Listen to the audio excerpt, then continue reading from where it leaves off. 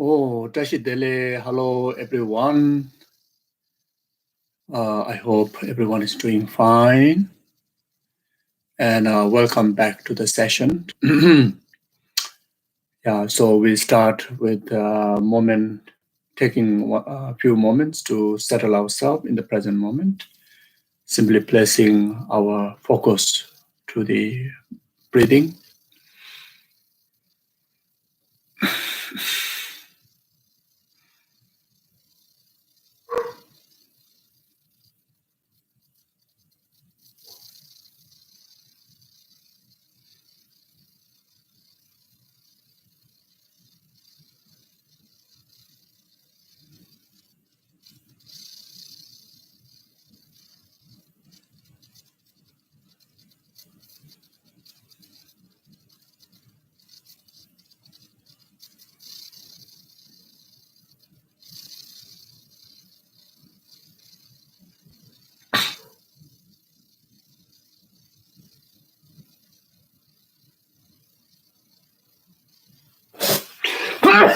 Excuse me.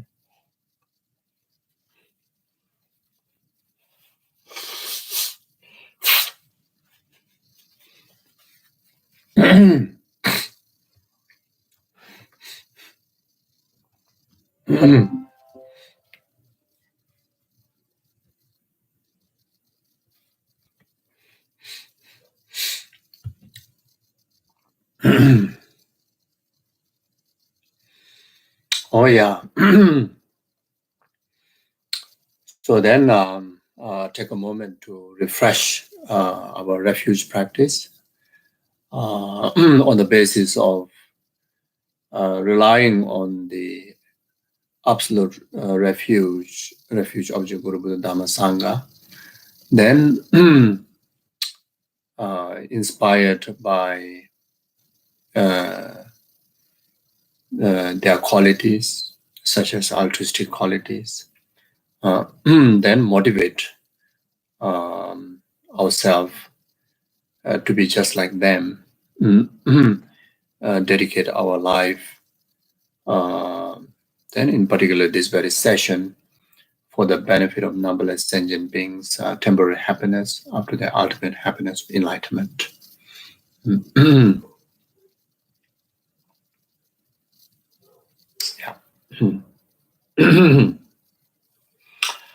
Sanje Jodan Zoje Jonala Janjuba Dani Jazoje Daji Jinzoje Betsonamje Dola Benje Sanje Dubarajo Sanje Jodan Zoje Jonamla Janjuba Dani Jazoje Daji Jinzoje Betsonamje Dola Benje Sanje Dubarajo Sanje Jodan Zoje Jonala Janjuba Dani Jazoje Daji Jinzoje Betsonamje Dola Benje Sanje Dubarajo Simje damje dewa dang dewe judan dembra juje simje damje dunga dang dunga je judan rawra juje simje damje dunga mebe dewa dang mi rawra juje simje damje nyire cha dam yudan dawe tanyola nebra juroch simje damje dewa dang dewe judan dembra juje simje damje dunga dang dunga je judan rawra juje simje damje dunga mebe dewa dang mi rawra juje simje damje nyire cha Nidan dawe danyo la nebra juro je, simje damje dewa dang, dewe judan dembra juje, simje damje dunga dang, dunga je judan rawra juje, simje damje dunga mebe dewa dang mi dawa ji. Simje damje nire jada nidan dawe danyo la nebra juro je, gange doze ne zo ne dawa damje bambe je dambe june denze babo damde lan chazen. 동니 니제 송도 주변람 제제 젠제 간제 된데 차나 베메 된제 자존라 소와 데존다 죄진예로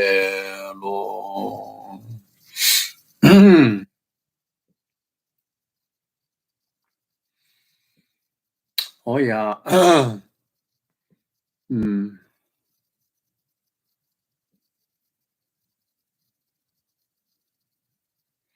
Okay. Yeah. So we are still studying Well of Sharp Weapon by Dhammarakshita. And if you are using the same text, then we are on page 146. And we have covered up to verse 79. So today from verse 80. And these verses are still similar to the last few sessions. Is about purifying our bad character or the negative character, uh, which are very much different phases of self-grasping and self-cherishing attitude. So therefore, due to the bad character of us, we commit, harmful actions, harmful doings for oneself and for others, and from there commit negative karma, and that deliver ourselves to suffer in the three law realms, or continue to bind by the cyclic existent, which are absolutely in the nature of suffering, like ourselves. Even though we are not at this stage, we are not born in the three law realms. We are born in the higher realms, like a human realm. But as long as we are under the control of karma and delusion, and looking at our situation, we are bound by suffering of. We already experienced suffering of birth in this world. We are experiencing suffering of aging. We do often experience suffering of pain, suffering of change, and absolutely we are in the suffering of pervasive suffering experiences. Then just matter of time, we're going to go through, definitely have to go through the suffering of death, you see. So therefore the application of antidote, which is the Dharma, while we have this alert conscious wisdom to define what to be adopted, what to be abandoned, what are the negativities and what are the positivities, what are the causes of liberation and what are the causes of samsara. So while we equip with this alertness, our conscious alertness, while we are conscious about this,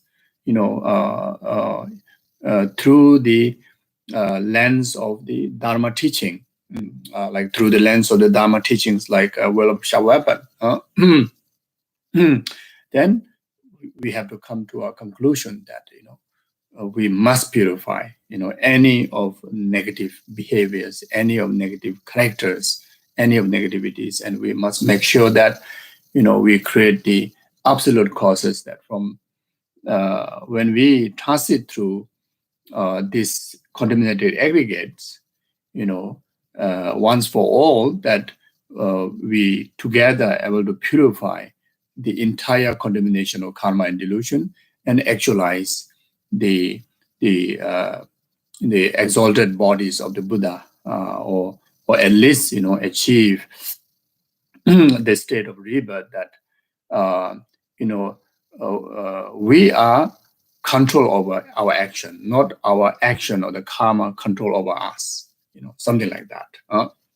So therefore, still the practice here, when we go through the verses, then it is something that we need to, we need to take like this. These verses are like a mirror to our own self, Then, if we see any of these negative characters, then we have to know that these are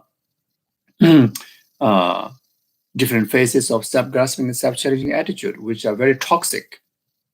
Then, without delaying, that we need to transform them, purify them, through the applications of altruistic attitudes, through the application of altruistic wisdom, and in particularly here to bring most effective purification, then reliance on taking refuge in Guru Yamantaka, then on the basis of that, bring about effective purification, something like this.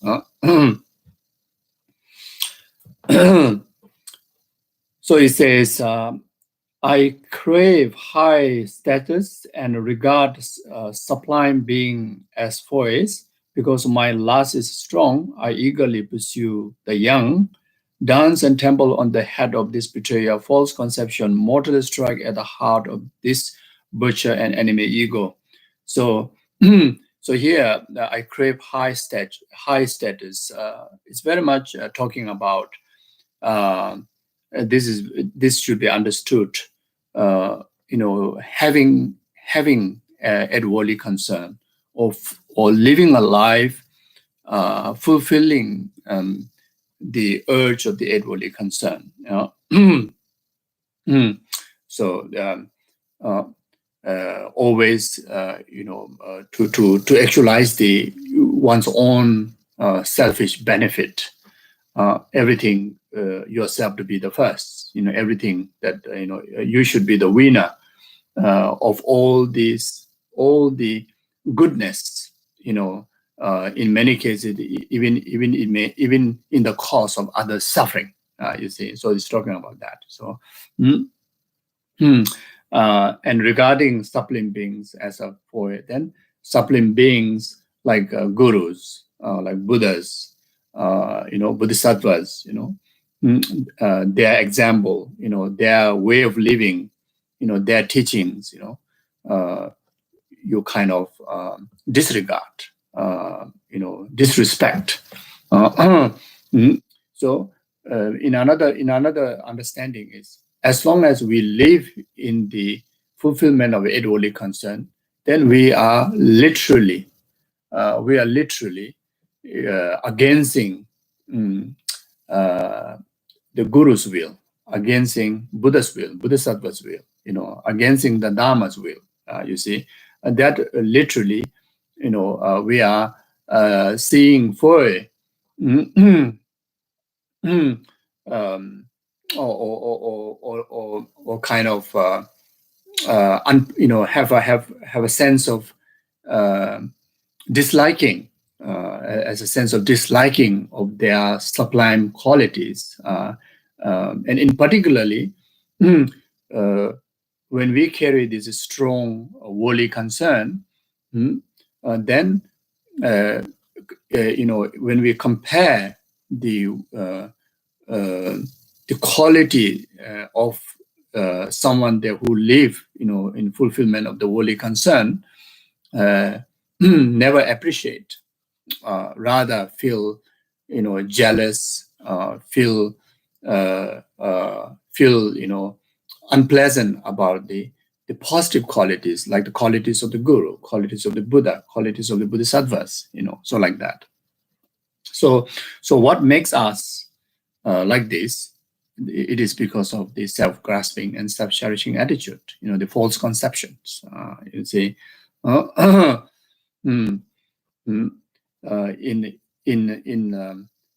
a Dharma practitioner, the humility and the practice of rejoice is essential, and it is a key practice. Humility.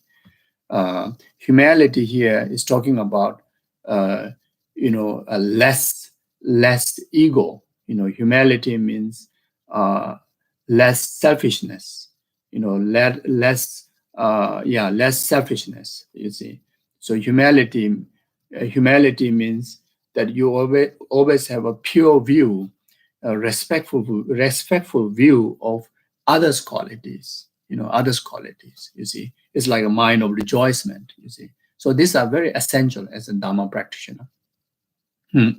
So, as a true, if we really want to become true Dharma practitioner, then there's no room for ego. There's no room for ego when we relate to others, when we are among with other sentient beings. Not only the humans, but even with the cats and dogs. You see, we have to have a great respect to them. So when we say great respect to them, like such as dog, it meaning, as a Dharma practitioner, always expressing compassion to the dog, compassion to the cat, So that's what it means. You respect to the dog and compassion, Then you see the Buddha nature in them, That's called you show respect, to them like that. Then the another very important quality for Dharma practitioner is the mind of rejoicement, acknowledging others' good qualities and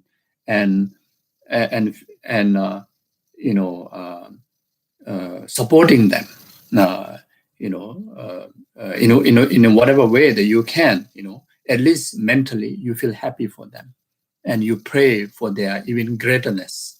If you get opportunity to express word, then you praise them. You praise them, you acknowledge by praising.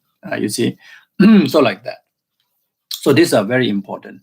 So when in the Dharma community, everyone practice this basic essential practice of humility and rejoicement, then there won't be any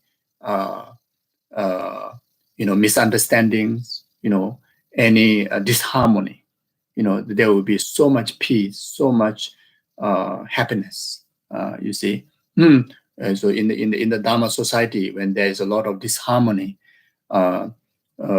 even among two persons, there's a lot of misunderstandings, misjudgments. It's because of a lacking of these two essential practice of humility and rejoicement. You see, so even someone who is not practicing Buddha Dharma, but then who have a great respect as a good human being, then the practice of humility and the rejoicements are still so essential, for harmony and happiness. Then in particular, like us, who claim ourselves to be Mahayanic Dharma practitioner, who carry the responsibility in concern of the numberless sentient beings' well-being, then this practice of rejoicement and practice of humility is like must, Then there's no way that ego-centered attitude, there's no room at all for that, you see. As long as there's an ego-centered attitude, no way we can able to generate an altruistic wisdom and altruistic attitude, towards rest of the sentient being, you see. So like that.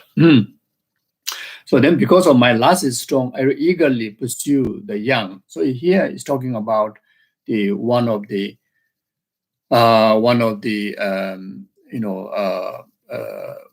most harmful delusion, attachment, and the last, attachment and grasping, in particularly, the attachment and grasping, sexual attachment and grasping. In particularly, you see, someone as a Dharma practitioner, then these are very basic foundation practice to have this ethical discipline of our behavior of body, speech, and mind in relation to lust, in relation to attachment, grasping. Then for those who are Sangha, then, Sangha, like monks and nuns, then they are absolutely, forbidden in relation to the individual liberation vows, and in relation to the practice of any form of samaya, any form of Dharma pursuit. The lust is one of the most harmful delusion, most deceiving delusion that can ruin, individual liberation vows, like Sangha vows, and then it will ruin the foundation for all the higher practices. Then someone that who is a merit lay Mahayanic practitioner or lay Dharma practitioner, then among all the virtuous precept, the precept of no sexual misconduct is one of the most important foundation. Is one of the most important foundation. Is not only here it says eagerly pursue the young. You pursue here. Young is not necessarily just talking about age in the young. It's talking about the urge of the lust. The young here is talking about the urge of your attachment grasping, and then that brings about the breaking of one's own commitment. Your own, your own vows and your own commitment to your own partner. Then you go with other partner. You look for you don't stay committed to your relation. Rather, you go for others. You go for others. And in particularly looted by the attractions. Such as the hallucinated attractiveness, including younger age, etc., etc., like that. So these are very very destructive delusions that which can ruin. No question about it will ruin our spiritual development, but it will also ruin the common worldly peacefulness and harmonious within family, etc., like that. So these are so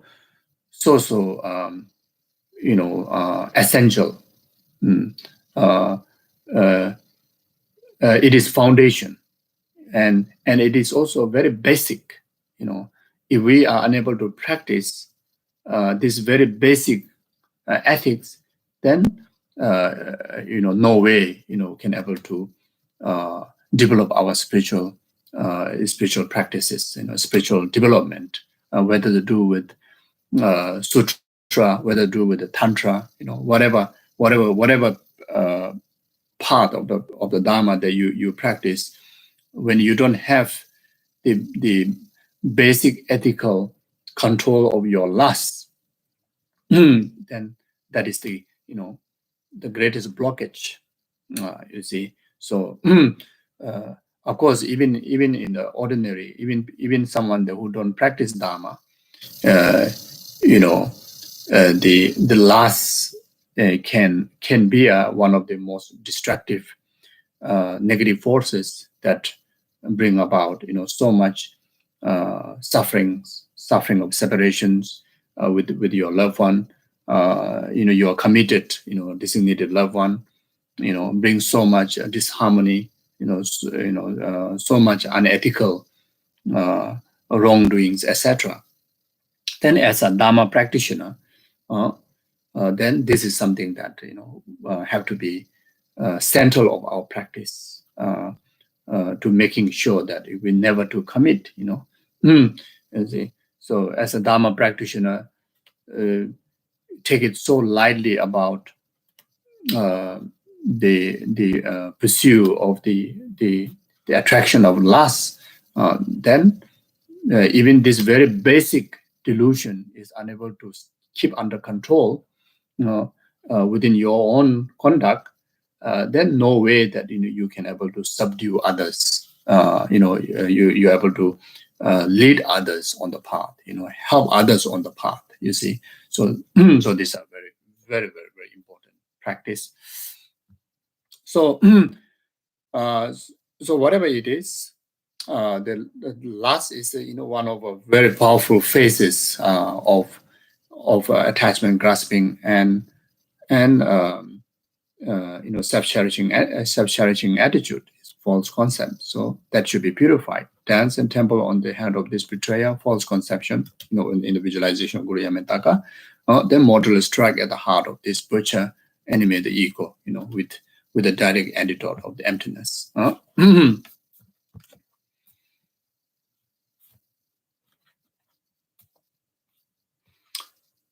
Then the verse 81, because of the fickleness, I cast far away my past friendship and infatuated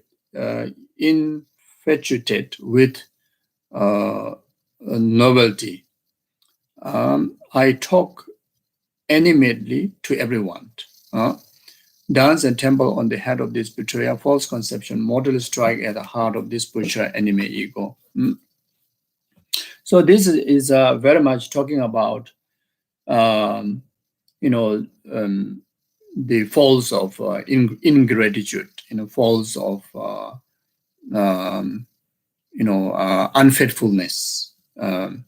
Again, whether it's relating to, in our ordinary life, ordinary commitments, then the in our spiritual relationships and spiritual commitments, in ordinary, to our friends and to our family, ordinary designated, partners, parents and children, etc.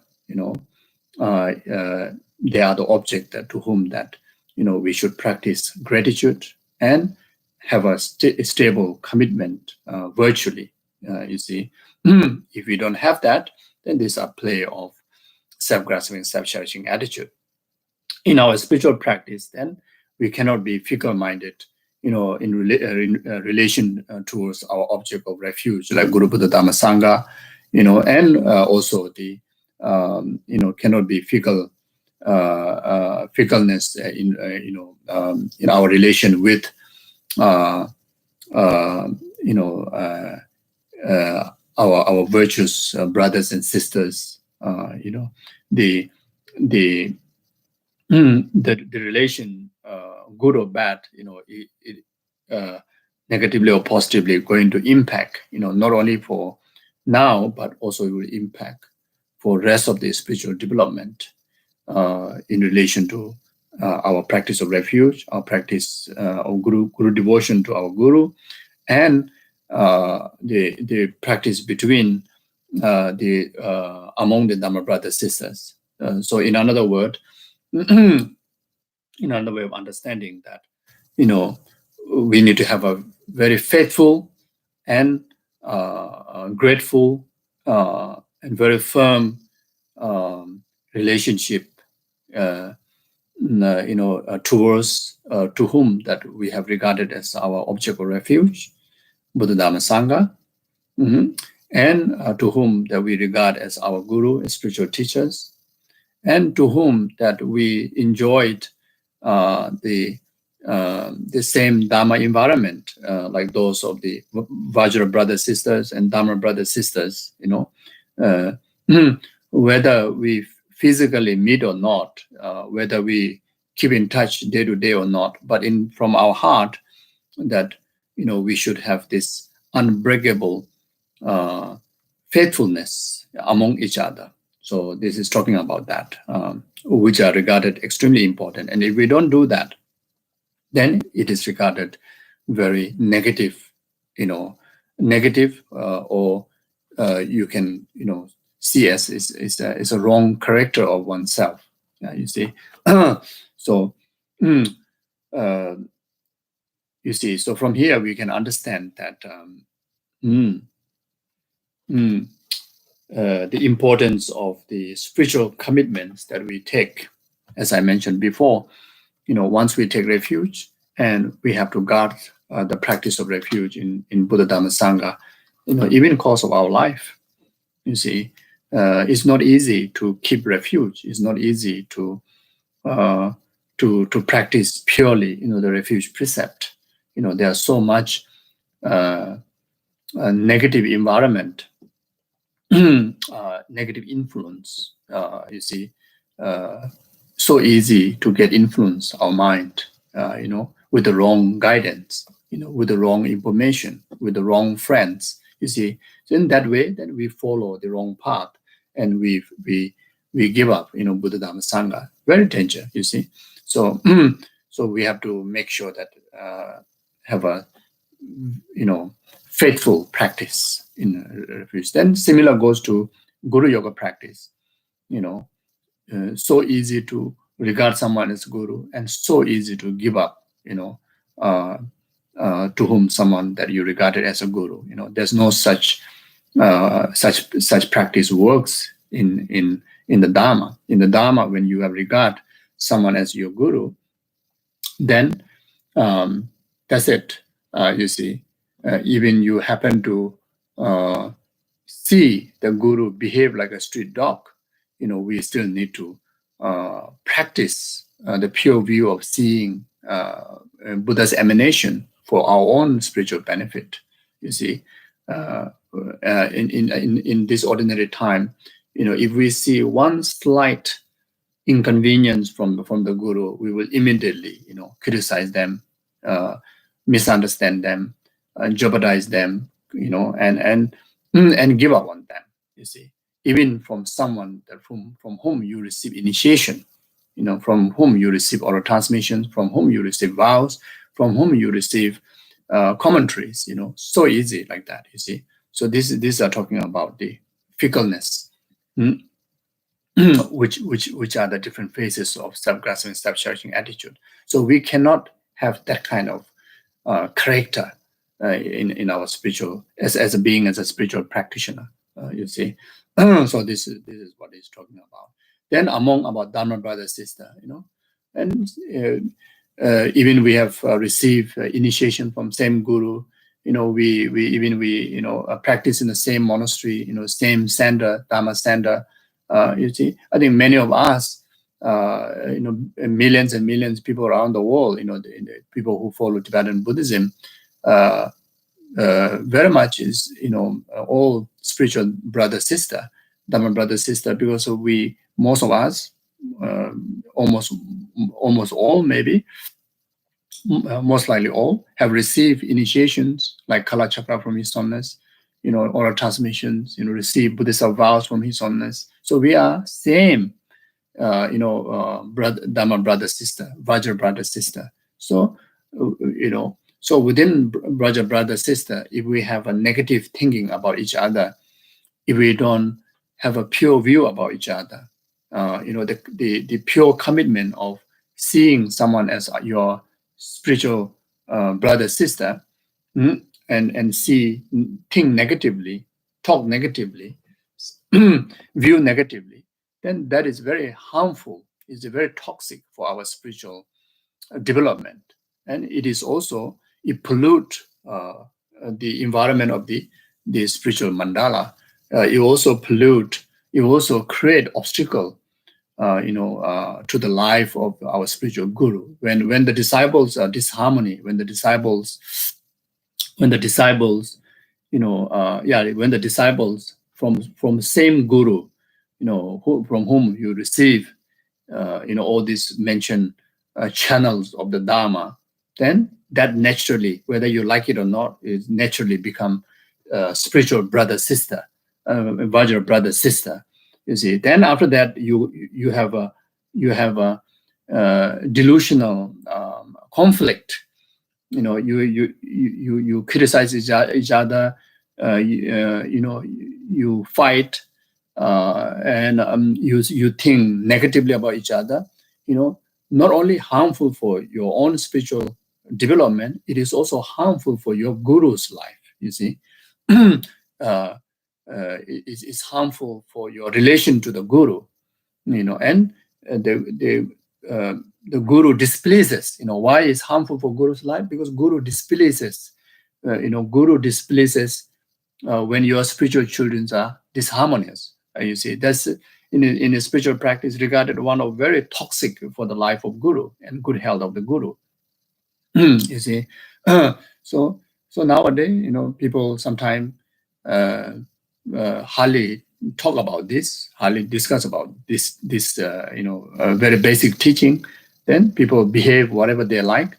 Then that can really ruin our own spiritual development. And not only that, we may also cause harm to the most precious being in our lifetime, that who light our path towards liberation from this darkness of oceans of samsara. Then even create the negative harmful cost for that, you see. Then that can be heavy karma, you see. So here it's talking about that, just in short, it's talking about steady faithfulness and gratitude among brothers, Dharma brothers, sisters, among in our commitments, any commitments, Sangha commitments, Bodhisattva vows. You can also relate this teaching, the beneficial things that comes in your way, like a precepts, tantric precepts, Bodhisattva precepts, Sangha precepts. So once you take it, then you need to be very, very steadfast, committed, faithful. Immeasurable nobility. I talk immensely to everyone. Then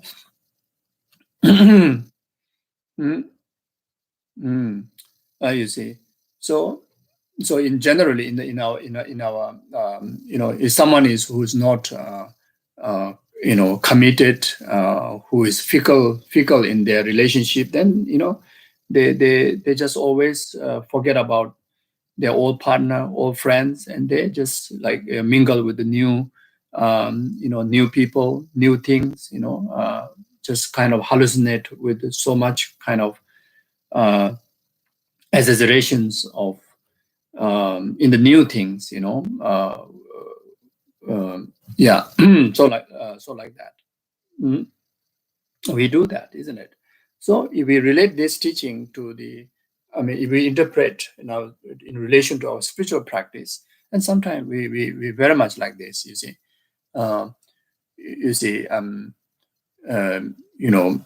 There are people there who go for guru shopping, like monastery shopping. There are some sangha, you go to this monastery, you don't last in this monastery, you just somehow make problem. Either you are kicked out from this monastery, or either you just get out from this monastery, then you enter into another monastery, and there also you cannot stick. You enter into another monastery. It happens. You talk very badly about the current monastery and give that as a reason to leave to the next monastery. Talking so highly about that. Once you reach there, then you talk lowly about that, then you move on. Similar like that. You see. Then similar goes to Dharma students. Even in the West, you go to this center. Then after that, you start to talk lowly about this center. Then you go for the new center. Then from there again, you move on to another new center. Repeat. Due to self-grasping, self-cherishing, attitude. Then you talk lowly about where you are. Then, in order to look for a new one, then you talk so much about flattery about those new things. Then you move on to them. You see, it happens. Then about guru, you see, you look for guru, new guru. Guru shopping. It happens. You see, it happens. In many cases, due to lacking of a proper Dharma education, you talk bad thing about your guru. Then you flatter about someone that who have a very flowery kind of characteristics of someone's guru, or so-called as their guru in the new guru in the town. then you rush there. You forget about your own guru from whom that you first time nurture your Dharma practices. You see, it also happens. You see, so these are saying, it is the teaching saying these are all wrong character of practitioner, negative character. These are different phases makes you to behave, because of self-grasping, self-cherishing, ignorant like that. Then, like even Dharma practices, we create so much karma, negative karma, abandoning Dharma. You see,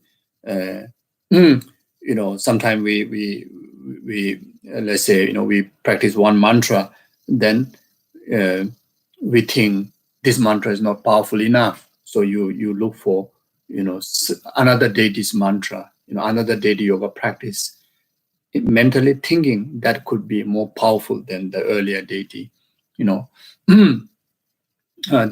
There is a positive way of thinking, that you practice this particular deity yoga or the mantra or the sutra, but you also want to practice another deity yoga or the sutra, because of want to gather more wisdoms and want to train yourself more virtuous, gathering of more virtues, then it's okay.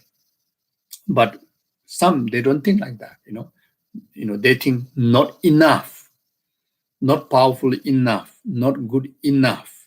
You see, then you grab another Dharma. So then you are creating the karma of abandoning Dharma, which is regarded very heavy karma.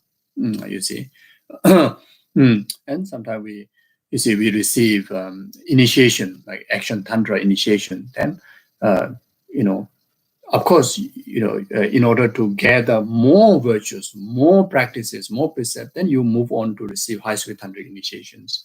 You see, but some individual may not know how to think. They may think that lower tantras are not good enough.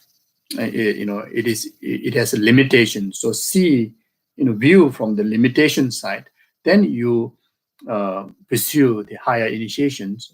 That create the abandoning of the Dharma. Like such as sutra to tantra. When you practice sutra, then you can pursue tantra too, in order to gather all the virtues of the Dharma. But instead of doing that, he said sutra is not good enough. Sutra is not good enough. Sutra has a limitations. So therefore, I go for higher Dharma. You see, so I mean, all the Dharmas are equal. Equal. It all has enlightened qualities. You see, there's no limitations. It is on right. But then we have this negative thinking, wrong attitude of seeing limitations. Like such an example as the sutra, move on to tantra. Unknowingly creates so much negative karma. In particular, negative karma, abandoning the Dharma. You see, it happens. You see, so these are wrongdoings. These are different. What makes us to do that is through false conception. Through ignorant. You see, so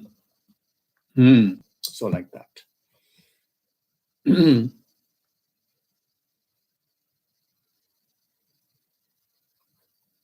And then even when we, in relation to hosting holy objects, when you first time become Buddhist, you may have a very humble, material-wise, very humble, the holy object, like let's say maybe tsa-tsas, one clay, tsa-tsas image of Buddha. Then, you happen to have more money, you happen to know there's so many varieties of statues out there, like golden statues of the Buddha, etc. Then, we generate, this wrong conception of this tsa-tsas is not good enough. This tsa-tsas image is lowly because it is a clay tsa-tsas. It's just a tsa-tsas. I should get golden statue. Then when you bring, that itself is a mistake. Then when you bring the golden statue at home, then you put the tsa-tsas, very far away, somewhere invisible. It's kind of like behind the scene.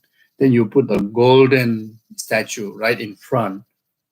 Then your focus, like eventually you don't even witness, you don't even see the Buddha tsa-tsas, that which is the first holy object that you have ever had. And now because of the you see the golden the material from the golden from the gold very much engrossed of the material value until that you tends to forget about the thumb size of tsa-tsas of the Buddha's image. So even here, if we are not careful, create the karma of abandoning Dharma. You see, so of course you can have a golden statue, and you can organize that on the altar, but our motivation has to be very, very clear that you want to gather more holy object, in order to to have a more merit field, where you can accumulate merit and purify karma, etc. For that purpose, then, and also since when you're first time become Buddhist, that you don't have the resources to have the golden statue, but now you have. So therefore, of course, the most precious is the tsa-tsas image that you own first time, and at the same time you want to have more holy object, including made from the gold. The made from the gold, not because of gold is precious, it's because of the holy image, holy object of Buddha is so precious that if we are able to use the material basis to actualize the holy object of Buddha's images, then there's so much merit, in respect of the value and qualities of the Buddha. So you use the golden statue, you use the gold to bring about the statue like that. So there are fine lines. They have to be very careful.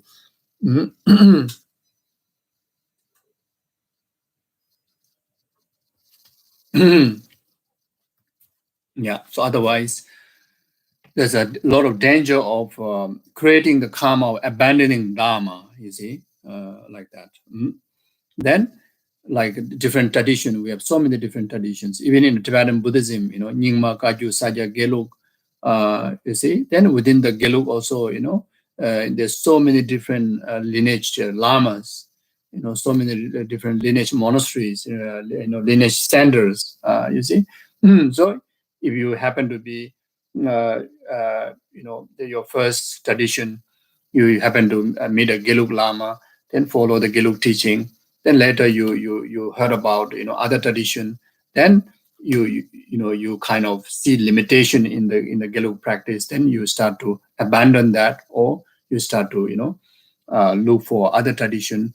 Then these are also create a karma abandoning Dharma. You see, yes, you can pursue all the other lineages. In fact, it is so most beneficial to acquire all different lineages and able to practice harmoniously. If you're able to, you see, then for that reason, then it's okay. It is so beneficial. But in our ordinary mind, there's a danger of seeing limitations of your tradition when you first encounter, and looking for something,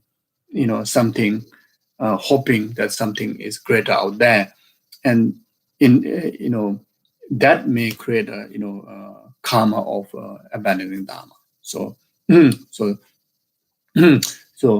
if you want to be a good Nyingma, and if your first tradition is Gelug, then Gelug being as like the main body, then the Nyingma tradition, Kagyu tradition, Sajja tradition, like a crown. You see, if you are Nyingma from the very beginning, then Gelu tradition, Sajja tradition, the rest of the tradition become like a crown to the body. Yeah, you see. If you are a practitioner of Kadamba teaching, then the rest of the other traditions like a crown on the basis of that body practice. You see. If you are a Sutri practitioner, then your Sutri practice the main body, then like the Mahayana and Mahayana Vajrayana become the crown, practice like that. So even within the Mahayanic Dharma practice, if you are Mahayanic Sutrayana practitioner, then that has to be the body practice. Then the Tantra is like a crown of that body, like this, So then only virtue, you are developing virtue, gathering of virtue, gathering of Dharma. You see, so it will not commit. It will not commit. So therefore, even the teacher, when you teach Dharma, let's say, when you're going to, teach Tantra or about initiation, then you kind of, emphasize negatively about the sutra, then, show all the limitations of the limitation in the sutra, then, emphasize about the extraness in the tantra. You lead the disciple that way, that will also create karma of abandoning the dharma. You see, so when you want to lead your disciple in the gathering of the higher practice of tantra, then have to emphasize the whatever dharma that you already have, which is the sutric practice, as a foundation, as a basis, as a body practice, then this tantra is like very much like supplementing, So you have to introduce to the disciple that, it is a supplementing, the way of structuring the motivation from the disciple is like you are just getting supplementary, practices like tantra, etc., like that. So there's also danger that we may say, sutra has a limitation, that limitation, this limitation, and so therefore you must practice tantra. Then you have a sense of losing your base, and you are looking for some new thing. You see, so there are so many dangers. You see, so these are if we are not mindful, then even in the pursuit of Dharma, create so much negativities. So it's talking about like that. Okay, so dance and temple on the head of this betrayer, false conception, mortal strike at the heart of this spiritual enemy ego. Verse 82, having no clairvoyance, I resort to lies and deception, was a depreciation. Having no compassion, I betray others' trust and cause their heart pain. Dance and temple on the head of this betrayer, false conception, mortal strike at the heart of this spiritual enemy ego. So, so you see, so this is a, you see, having no clairvoyance. So clairvoyance, no, you see, knowing more than what ordinary mind can understand. You see, so. So you see, in order to have the genuine clairvoyance, which brings benefit, the well-being of others, require the basis quality of concentration, shamatha. You see, so it's quite clear that even you know that yourself have no shamatha, then it is not possible, to have a clairvoyance. You see, but then just because of some smartness and the trickiness of your mind, then you claim that you have an extraordinary mind, like a clairvoyance. Then give all sort of predictions to others. So these are harmful. You see, so this is especially danger for those who do observations. Like some of the practitioners, like including myself, who sometimes do observations, and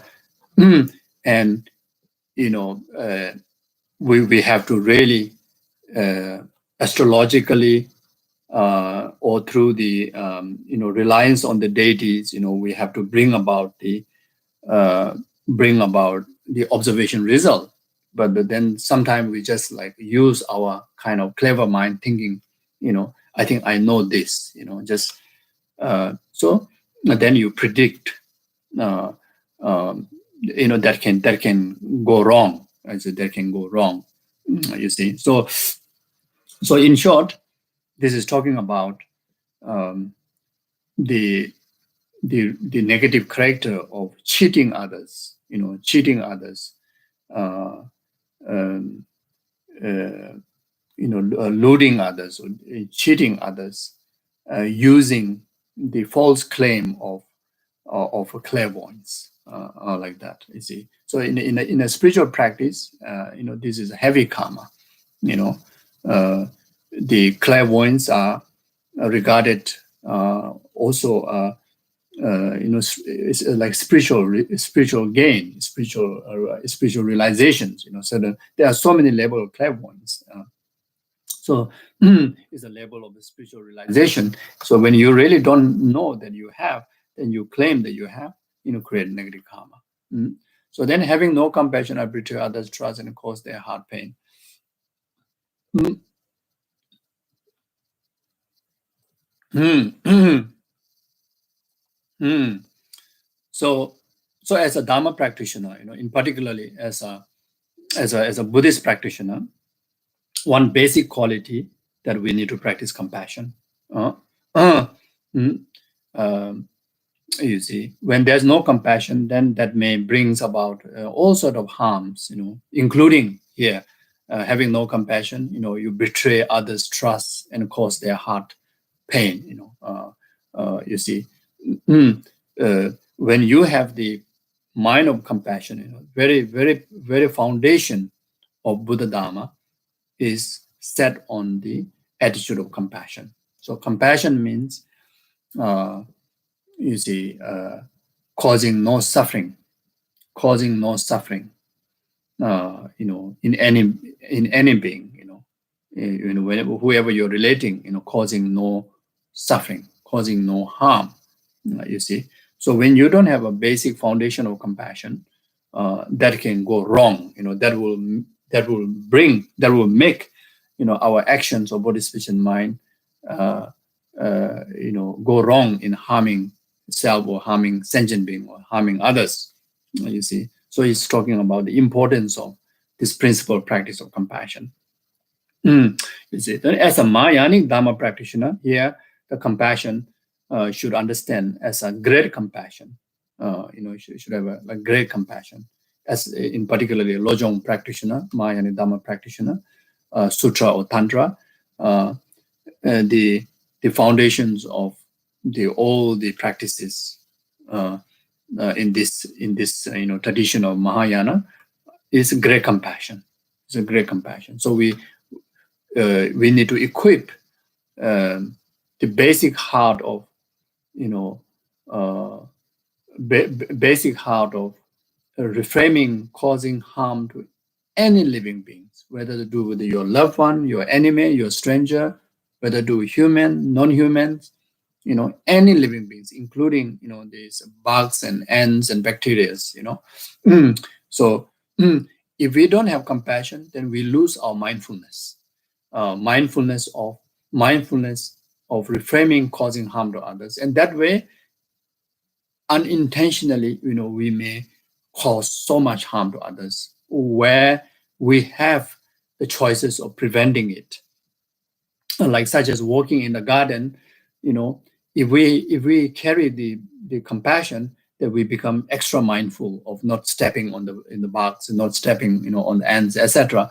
But if we don't carry the compassionate mindfulness, then we just walk carelessly, and we may step on ants. We may kill the bugs. You see, so like that. Mm, yeah. So uh, then you see the as a Mahayanic Dharma practitioner, so the basic attitude is always creating, always creating causes of, always creating happiness to others and creating causes and conditions of happiness to others. You see, so this is a very, very minimal. This is a very basic. Then you can talk about all the higher practices of altruism, higher practices of bodhisattva, higher practices of enlightenment, etc. So there's no foundation of compassion. The very best effort from your side in creating causes and conditions, or in bringing happiness to others, then the rest of the mind Dharma practices cannot develop. So this is talking about that, you see. So now, how could we do that? How can we able to do that? We just have to do in our very best. Meaning, if physically, verbally, and of course on the basis of the compassionate attitude, if we are able to cause others happiness, condition others happiness, well done. Even that could be just one person, that should be conducted. If not capable physically, verbally, in action, but at least the aspirational bodhicitta, aspirational, the compassionate attitude always has to be in our mental system. Either it carries in the motivational attitude, or then if possible, not only motivational but also whatever action that we engage in our day-to-day life, that in the mindfulness of the attitude of great compassion, meaning always wishing, wanting, others' well-being, in the concern of others' well-being, creating causes and conditions of others' well-being. So as a Mahayanic Lojong practitioner, if we don't have this basic practice, then it regarded a negative character of practitioner. You see, so we need to purify them, and we need to equip the good attitude, good character. So someone have no compassion, then causing harm to others. All these are due to self-grasping, self-cherishing attitude. Therefore, you need to purify. Dance and temple on the head of betrayal, false conception, mortal strike at the heart of this spiritual enemy, ego. Verse 83. Though my learning is a fable, I guess widely about everything. As my scriptural knowledge is a scan, I engender wrong views about everything.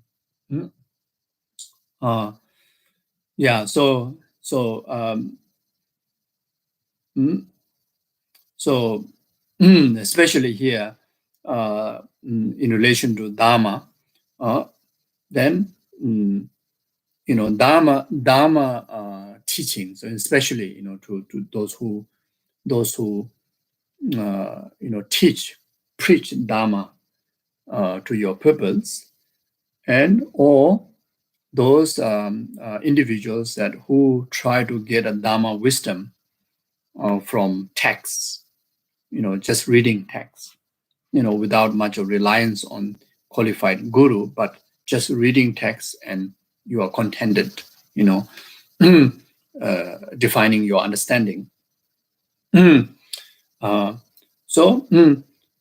Without a proper, basis of thorough learning, then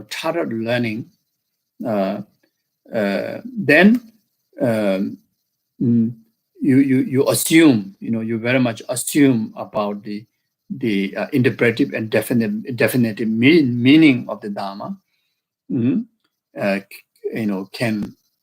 can be harmful. It can be harmful, or can lead to the wrong path. You see. So in relation to the especially in relation to Dharma teachers who preach Dharma, then oneself, first need to learn, rigorous learning through entire field of that particular Dharma knowledge that you preach other, that you need to learn. You need to learn the basic, the principle of the Dharma. You see.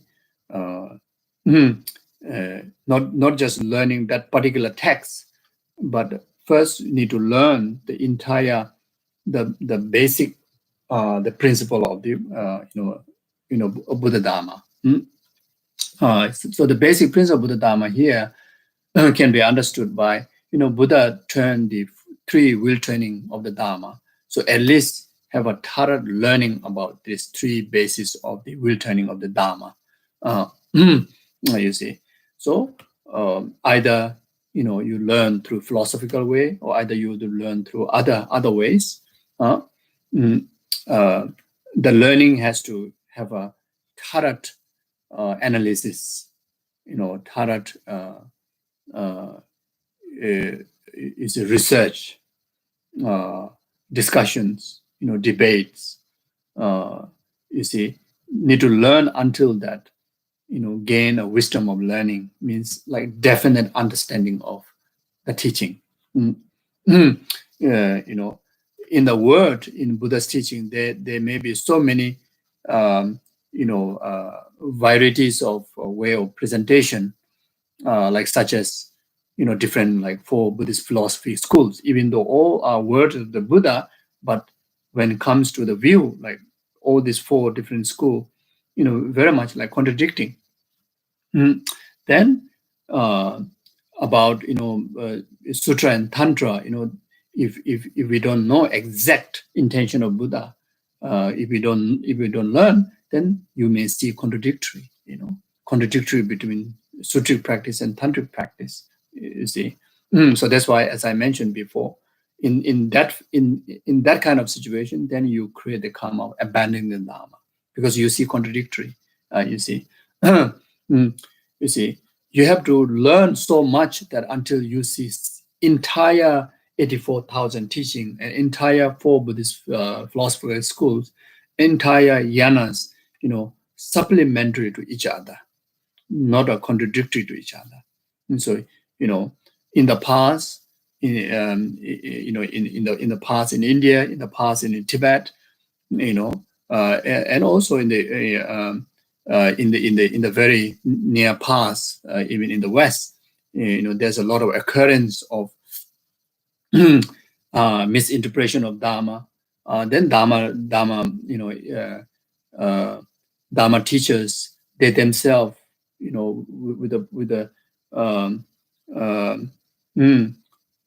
the unfavorable learning, poor learning in the Dharma. Then when they preach Dharma to their disciple, with so much segregation, with so much, false emphasis, like bring disharmony within the Dharma, within the traditions, you see, those incapable Dharma teacher will bring segregations, will divide between the traditions. Talks about the negative about other traditions, to save your traditions, So this kind of teachers very much understood that their knowledge is limited in the Dharma. You see, then there are teachers that who talk badly about sutra and who talk only about tantra. Here also should understand. Then there are teachers who talk negatively about tantra and who only talk about positive about sutra. Then here also shows that they have limitations in their learning. Then those who study the philosophical views, then who follow the Madhyamika views and who disregard, instead of regarding supplementary of the earlier the philosopher school's views as a supplementary to the final view of the Mahayanic view, but instead of doing that, you condemn, you disregard the of the earlier view, then from here again you see the limitations of their understanding of the Dharma. Then not only that, another most danger is misinterpretation of the definitive teaching and interpretive teaching. There are so many teachings whether to do with the concentration, whether to do with sutra, vinaya, whether to do with paramita, whether to do with tantra. There's so many, the teaching need to be interpreted.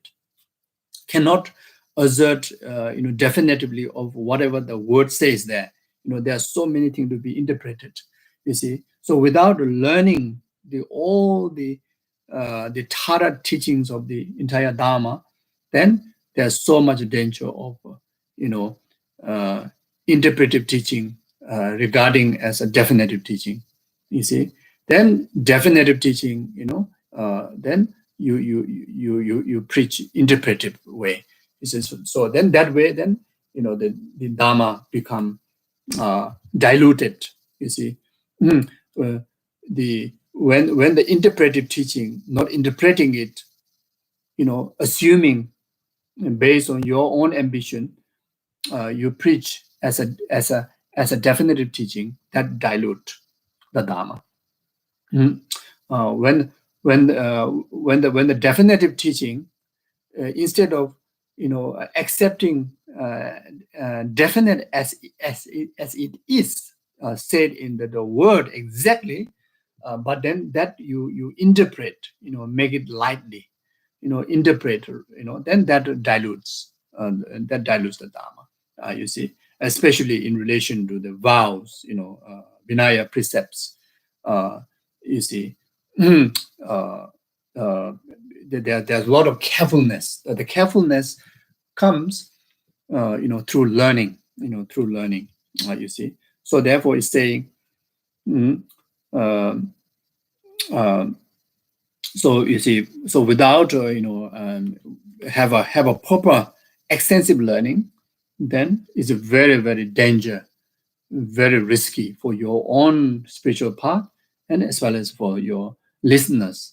You cannot teach Dharma with the guessing. You see. So this is talking about, and also those who just read the text, then confirming this is your final understanding, also not good enough. You need to discuss with the other scholars. You need to debate with other scholars. You need to also, you cannot rely only on one text. There are same subject, but there are so many commentaries. But in particularly, you have to go back to look into the root texts. The like Kanjur, Tenjurs, the root, the teaching that which directly coming from, like such as Indian great Nalanda Pandits, like 17 Pandits, etc. Then Buddha's own words. You see, so so you see, so so whatever teaching that what do you call it? Whatever style that you preach, but whatever the message need to have, it is reliance, which has to be the in accordance with what Buddha have taught. You see, yeah. So in our case, whatever we teach, you see, we have to refer to the Dharma that Buddha have definitely taught. Then the great Indian Pandits have, done an extensive experiment on the Buddha's word. Then actualize the definitive assertion, or the definitive the validity of the Dharma, based on their experiential realizations and the logical conclusion, and also non-contradictory to the our common values. You see, so we have to depend on those teachings. So even when we hear, from any sort of teachers, or you read from any sort of books, but you need to, the best way to confirm is you refer to the teachings of the like great Indian pandits. Then furthermore, if you can also glance through the actual words of the Buddha, so that way, then whatever you bring about the wisdom of the learning, then it is all based on the actual Dharma, not just simply guessing based on your own interest, your own ambition, your own idea, like that. So my scripture knowledge is I enjoy wrong view about everything. Yeah. So basically, all the wrong views are due to due to lacking of knowledge. In particularly as a Dharma practitioner, you see, as a Buddhist practitioner, the basic view about everything is interdependent arising. Interdependent arising. You see. Uh, mm, mm, so you see. So when you have the view of interdependent arising, then you will not, have a wrong view of not respecting karmic law, cause and effect, etc. You see. So then, you see. So then you will not develop any wrong view about in anything, in particularly if you have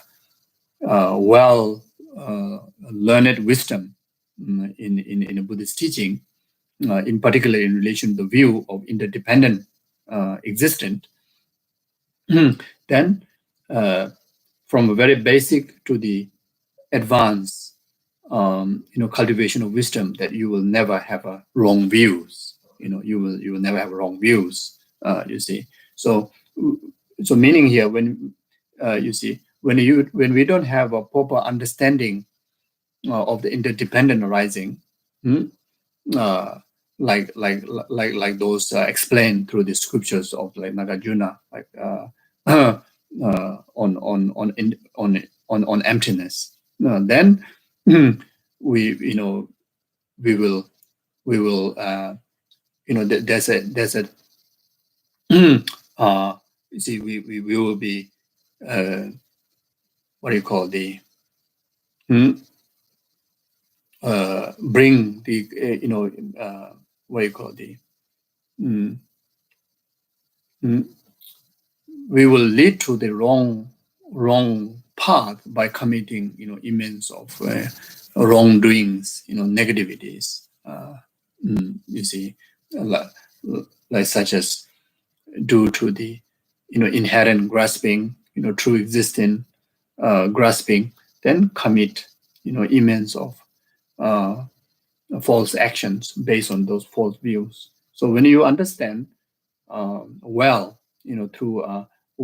learning, on those valid scriptures, then you will learn about interdependent existence, view on the interdependent existence, the interdependent existence of cause and effect, interdependent existence on the basis of part and particles, then interdependent existence on the labeling of the mind. You see, so these three reasoning, three definition of what interdependent view is. If we are well equipped with the knowledge, then everything makes sense wisely. Every thoughts, every experiences that comes in our way, we will interpret correctly. You see, and if we are able to do that, then the immediate benefit, it doesn't harm you, to bring suffering. Then ultimate benefit is for us to be able to be purified, the ignorance or the false conception, and able to, that is the way to bring our liberation and ultimate liberation, like that. So my scripture knowledge is, again, I engender wrong view about everything.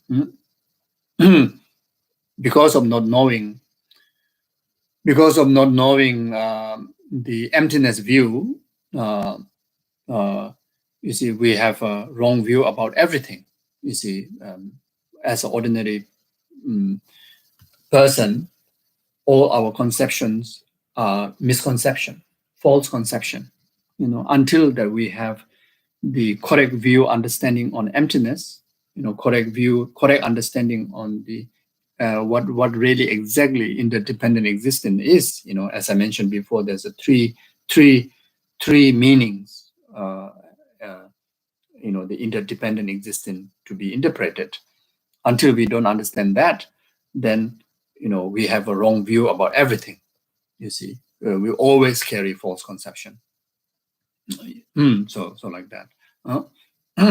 So to understand the interdependent, the view on emptiness of interdependent arising in the causality is easy to understand, but the view, the interdependent, emptiness of interdependent existence in the understanding of part and particles and the labeling of the mind, that has to study further and has to analyze further, meditate further to really to understand well. That is not easy. In particularly, to understand, you see, the interdependent existence on the basis of imputation of the mind, interdependent reliance on the labeling of the mind, that require immense of study, immense of contemplation, and also it requires the help of immense of merit in order to really make sense.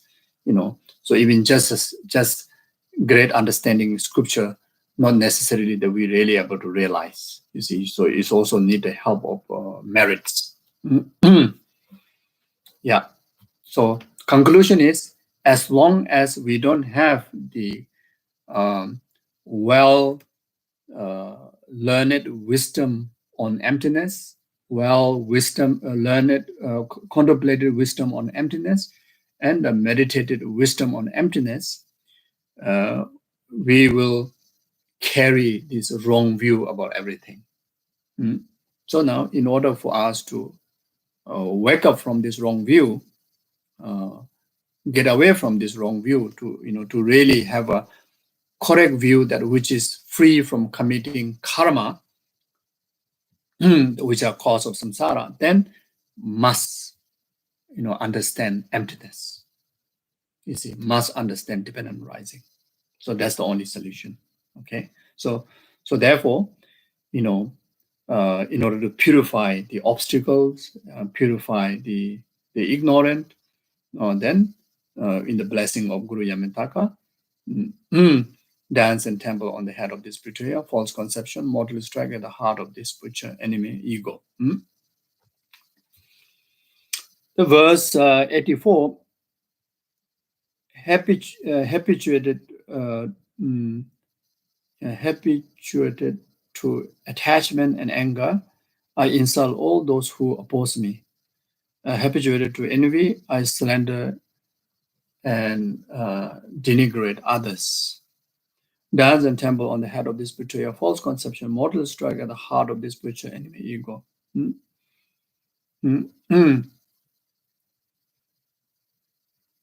Yeah. So, as a Mahayanic Dharma practitioner, as a Buddhist practitioner, one of very important practice is forgiveness, patience, forgiveness, very basic principle practice. And as a Mahayanic Dharma practitioner, then the degree of practice of patience, play one of most essential practice. You see, after we accepting ourselves as a Mahayanic practitioner, we commit to cultivate, altruistic practice. Then, we tend to take aspiring Bodhisattva precepts and engaging Bodhisattva precepts. Then we start to train ourselves in the Bodhisattva path. The actual practice of training ourselves in the Bodhisattva path is practice of 6 paramita, practice of 6 perfection. So one of them is the practice of patience. You see, so when we don't have the practice of patience, then we tend to retaliate, those who oppose us. You see, so we insult them, we harm them, we retaliate to them, Mm, mm, mm. Then, as another very principal practice of the Mahayanic Dharma is the the detachment towards the self-cherishing attachment, the attachment towards self-cherishing interests. You see, so if we continue to harvest the self-cherishing attitude, then whenever our self-grasping or the interest of self-cherishing attitude is hurt, which are by those who oppose us, then we retaliate them, we harm them, we insult them, we accuse them, we harm them. You see, so this is so as a Mahayanic Dharma practitioner, then we behave, because of the self-centered interests and the ego-centered anger. Then when whoever harm us, we harm them back, we retaliate them. Then that is wrong character. It's wrong attitude. It's a mistake. You see. So as a Mahayanic Dharma practitioner, so we have to respect and we have to treasure, harm givers as a precious wish fulfilling jewel. We need to regard them as our teacher. Like the adverses of the teaching, can be the most elaborate and most straightforward, clear meaning of what's the meaning of this particular verse. You see, you see. So yeah. So as a Mahayanic Dharma practitioner, anyone cause any way of harm to you, then there you can examine your attitude, whether you carry correct attitude of Mahayanic Dharma or you have this wrong character of untamed practitioner, who only carry the name tag of Mahayana, but actually, the actual practice is, worse than the, non-practitioners, worse than, like in earlier, some of the verses talks about worse than the demons, you see. So, yeah. So this emphasizes that as a Mahayanic Dharma practitioner, Lojong practitioner, never to retaliate when anyone cause harm to you. We need to carry the wisdom of that, that they are object of our compassion. The more you receive harm from this particular person, the more compassion, the more that person become your focus of your dedication of your merit, prayers, and generation of compassion. You have to focus even more than the rest of the other sentient being, to help this person to liberate from creating karma, which are cause of he or her suffering in the future, like that. So, and whoever cause harm to you, you immediately regard they are like your guru, they are like your teacher, in particularly to perfect your practice in the patient. So these are the correct attitude of the Mahayanic Dharma practitioner. Like that. So similar. We have to avoid surrender in any way, either with aversion or either with attachment, never to criticize others, never to think lowly about others, never to harm others, even, so we have to practice the mindfulness, because we have this great habitual of the past, of negative emotions like attachment, anger, envy, etc. So we are always, in the risk of creating harm to others, like such as slander, as denigrating others, etc. So you see, so therefore, as long as that our attitude is always stay mindful in compassion, then that will help to protect us committing these wrong actions. So in any way, if we see any sign of such a negative character within our attitude, then we have to regard that these are the phases of self-grasping, self-cherishing attitude. Then we have to purify, in particularly with the help of Kriya Mettaka. Dance and temple on the head of this betrayer, false conception, mortar strike at the heart of this spiritual enemy, ego. Like that. Okay, so I will stop here. Yeah, so we do short dedication. So whatever merit that we accumulate through this session, and all the merits and virtues accumulated from the past, present, and also virtues that we're going to accumulate in the future, and all the merits and virtues accumulated by past, present, and future Buddhas, we dedicate this for the well-being of numberless sentient beings, all the way up to full enlightenment.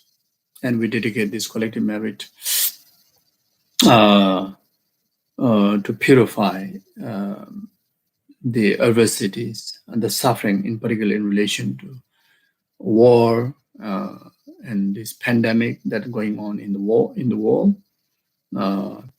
Pacify right very here, right very now. And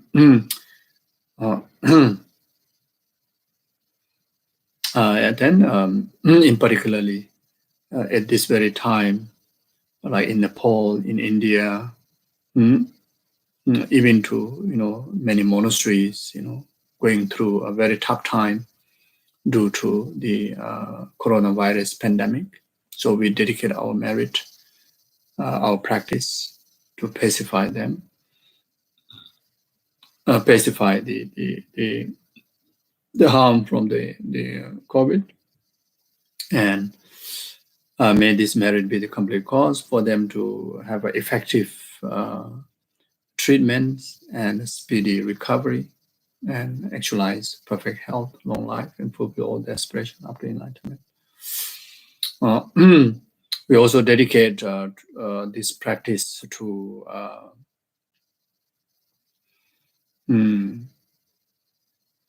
all the others that who also have health issues or any adversities in life, like Peggy Basech and Bert Basech, Mata Thankor, Rokini Te Kolaranam, Madam Tan Yong Ho, Jill Moholan, Chua Ting Hua, Lim Chin Ye, Chung Lai Peng, Chi Lam Kon, Caroline, Dr. Lee, Julie Kwan, Chris Price, David Ochimbak, Tony, Mr. Ha, and anyone that who needs our prayer supports, and anyone who requested prayer dedication from our gurus, and others that who have requested prayers from me, and who request your prayers. So we dedicate this collective merit and prayers for them to overcome any kind of adversities in life and actualize perfect health, long life, and fulfill all the aspirations of the enlightenment. Also dedicate this collective merit to those who died, especially those who died within the last 49 days, those who died in the war, those who died from the coronavirus pandemic, and those who also request prayers, like Irene Singh, Edward Liu, Hung Ho Deep, Tam Chi On, Olivia Kenneth, Shen Shou Singh, and Jihad, Thomas Chong Sen Chong, Andrew Henshon, Tan Te Chen, Gerda, etc. Be free from the suffering of death, suffering in the middle state, suffering of rebirth, and actualize higher rebirth where they meet perfect Mayanic precious Guru, and within that very lifetime actualize state of full enlightenment. Also dedicate this collective merit be a complete cause for all the world leaders and leaders of organizations, leaders of family, and yourself who lead your life. Be free from negative emotions and filled with the loving kindness, compassion, so that anyone under their leadership can able to enjoy only peace and happiness and virtue. Also dedicate this collective merit to be a complete cause for all the good people who are cause of peace and happiness of the world, like His Holiness the Dalai Lama, Kyabje Lama Surubachi, all your spiritual gurus, and all the other good people, and yourself, your family members, always enjoy good health, long life, and fulfill all your aspirations accordingly. Also dedicate this collective merit to be a complete cause, all the Dharma institutions, virtuous institutions, like the three great monasteries, Lower and Upper Tandik College, and Kopan Monastery in Nunnery, and all the nunneries and monasteries around the world, and all the Dharma centers, like all the FMD centers in Australia, study groups, projects. Be free from all the inner outer secret obstacles and actualize all the conducive conditions where they can able to preserve the Dharma perfectly in extensive learning and practices in the realization on the stages of path accordingly.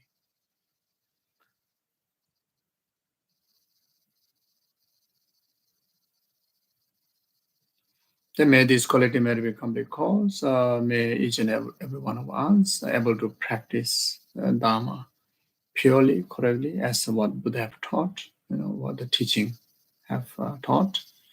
In short, may we able to live up to the Buddhas and Buddhist and Gurus' aspiration on us to cultivate perfectly the altruistic Dharma practices, dedicating entire our life for the benefit of numberless sentient beings and happiness of the enlightenment. Then dedicate ourselves for the merit and the purpose that we dedicate all lies in the nature of emptiness.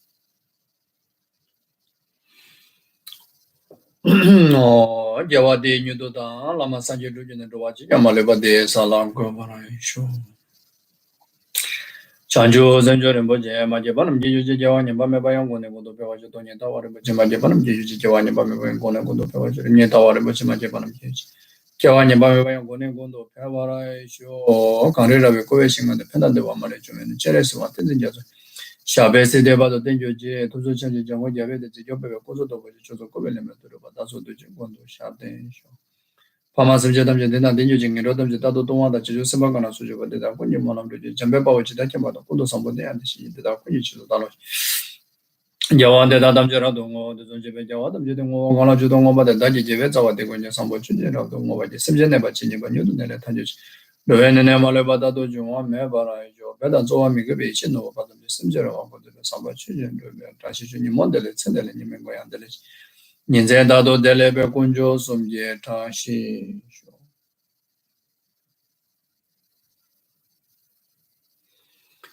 Okay, thank you very much. Thank you. Take care. Take good care of yourself. Take good care of each other. Bye-bye.